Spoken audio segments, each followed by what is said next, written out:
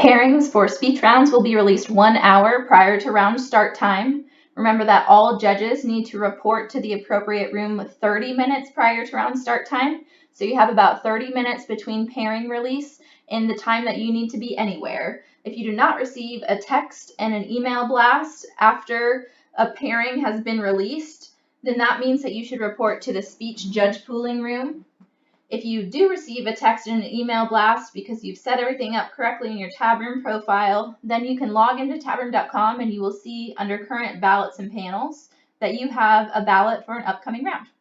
It will tell you which round it is, what room to report to on the competition site, when that round starts, and the entries that you will be judging in that round. So you can see here that it's telling me to go to room 122. So I went to competition.speechanddebate.org. I found HI from the wings, and I clicked on room 122. So you will complete everything you need to join the meeting, and as soon as you have 2 judges in the room and both of you are ready to begin, then you'll click Start Round. You should not click Start Round in Tabroom until both judges are in the room and ready to start watching videos. But once you are, you click Start Round. This will notify the Tab staff that you have 2 judges in the room and you are ready to begin judging videos. Once you're in your ballot, you can see a couple of things. At the top, you'll see a message that we are all influenced by implicit bias or the stereotypes that unconsciously affect our decisions. When judging, our implicit biases negatively impact traditionally marginalized and disenfranchised students.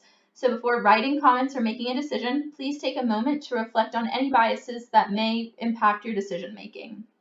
You'll also see instructions to rank these speakers in the order of excellence, with 1 being the best. No ranks can tie. Here you'll see a list of your speakers. It will be listed in speaker order. So your first video that you will watch will be Speaker Walker Dessing. Your second will be Scott One. And this speaker order will correspond to the order that you will see these tabs on the top of the video player in your room. So your first speaker, their code will be listed here in the first speaker column. If they submitted piece title information prior to the tournament, it will be listed here to help you identify which code belongs to which student. If you need a little brush up on the event that you are judging, there is instructions for judging that particular event underneath the scoring section here. You'll see a timer on the right side, but you will not need to time any speech performances that are recorded in the Senior Open, because the recording site would cut them off at the appropriate time with a grace period. So you should never penalize someone for going over time in this online system for the Senior Open. At the bottom here, you can write feedback to participants. This is optional, but of course it's very helpful for students to learn what they can do to improve. You can write comments to everyone, or you can select a particular student to write comments to. If you want to write comments as you judge and save them as you go along, you're welcome to do that as well. After you've gotten to the last video, you've watched them and you've dismissed the students in the room and thanked them for their performances, then you and the other judge in the room will both separately, without communicating, go and rank those students in order of excellence. So I might say 1, 2, 3, 4, 5, 6. And submit your ballot.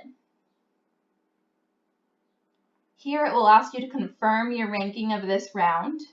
Your ballot is not submitted until you have clicked yes, correct, confirm it. So somebody from the tournament officials will pop into your room and ask if you need any help if you got to this step, but did not click yes, correct, confirm it. So make sure that you click this button.